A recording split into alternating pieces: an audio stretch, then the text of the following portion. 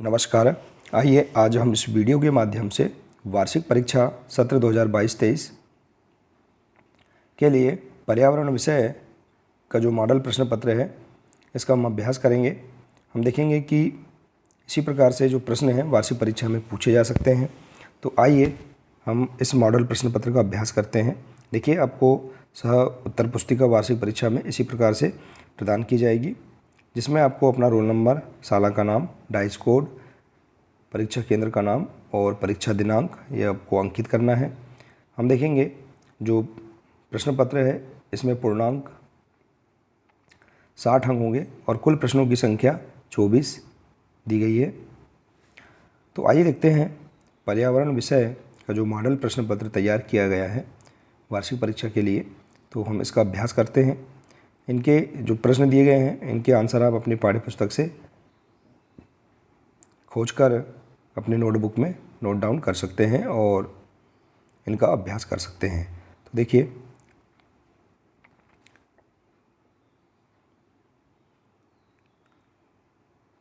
देखिए प्रश्न क्रमांक 1 से लेकर 10 तक आपको बहुविकल्पी प्रश्न दिए जाएंगे। इसके बाद प्रश्न क्रमांक 11 से 20 तक लघुत्तरीय प्रश्न दिए जाएंगे और प्रश्न क्रमांक 21 से लेकर 24 तक दीर्घोत्तरीय प्रश्न दिए जाएंगे। तो आप इस प्रकार से प्रश्नों का स्वरूप भी देख सकते हैं कि किस प्रकार से प्रश्न पूछे जाएंगे।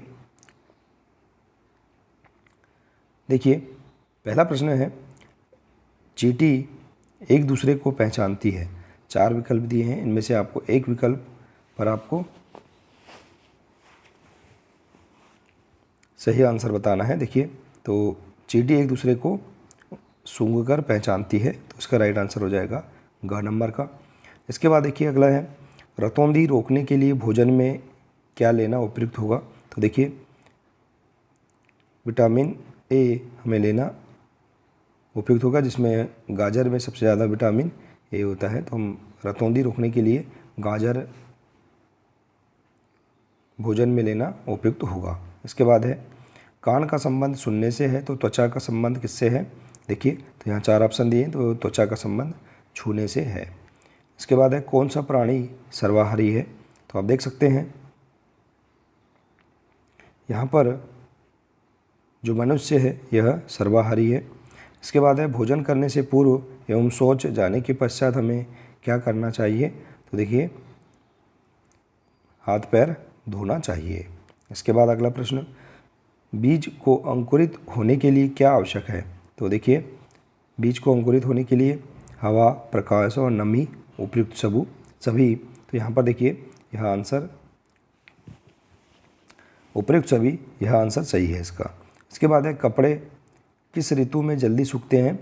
तो इसका राइट आंसर है ग्रीष्म ऋतु में जल्दी सूखते हैं। अगला है, सुनीता विलियम्स को अंतरिक्ष में पृथ्वी पर दिखाई देने वाला नीला भाग क्या था। तो आप देख सकते हैं समुद्र था, इसका राइट आंसर। इसके बाद है, वाहनों में किस ईंधन का प्रयोग करने से सबसे कम प्रदूषण होता है। तो देखेंगे, सीएनजी गैस का प्रयोग करने से सबसे कम प्रदूषण होता है। इसके बाद है, मलेरिया किसके काटने से होता है। तो देखिए, इसका राइट आंसर मलेरिया मच्छर के काटने से होता है। तो इस प्रकार से आप इन प्रश्नों का आप अभ्यास कर सकते हैं। इसके बाद देखिए अगला प्रश्न है लघुत्तरीय प्रश्न, जिसमें इस प्रकार के प्रश्न परीक्षा में पूछे जा सकते हैं। तो प्रश्न क्रमांक 11 से लेकर 20 तक लघुत्तरीय प्रश्न दिए जाएंगे। जैसे कि देखिए, अंकुरित भोज्य सामग्री के नाम बताइए। तो अंकुरित भोज्य सामग्री कौन कौन सी है, जैसे कि मूंग, चना, दाल और अन्य जो सामग्री है उनको आप लिख सकते हैं, मटर। इस प्रकार से अंकुरित भोज्य सामग्री है।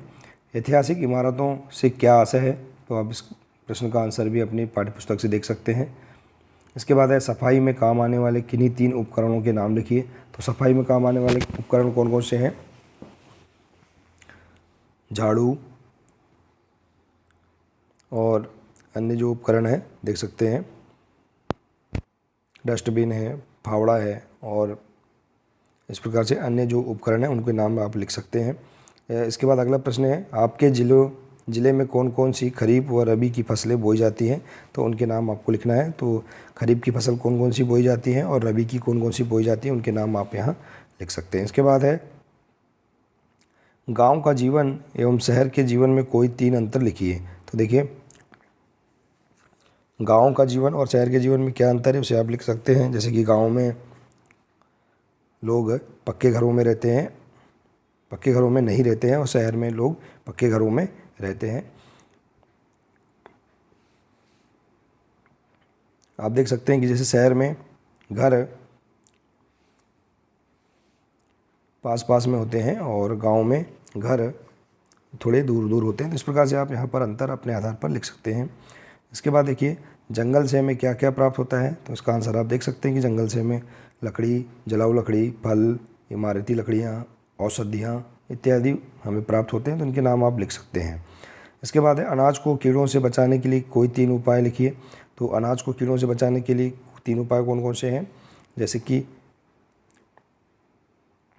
नीम की पत्तियां डालना और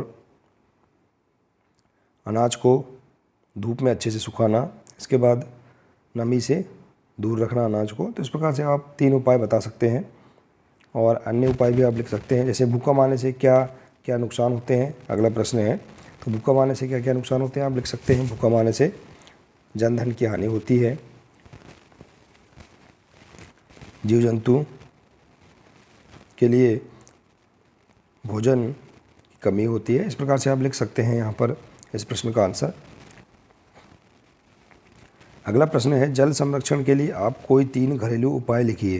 देखिए जल के संरक्षण के लिए आप कौन कौन से घरेलू उपाय करते हैं आप लिख सकते हैं इसका आंसर।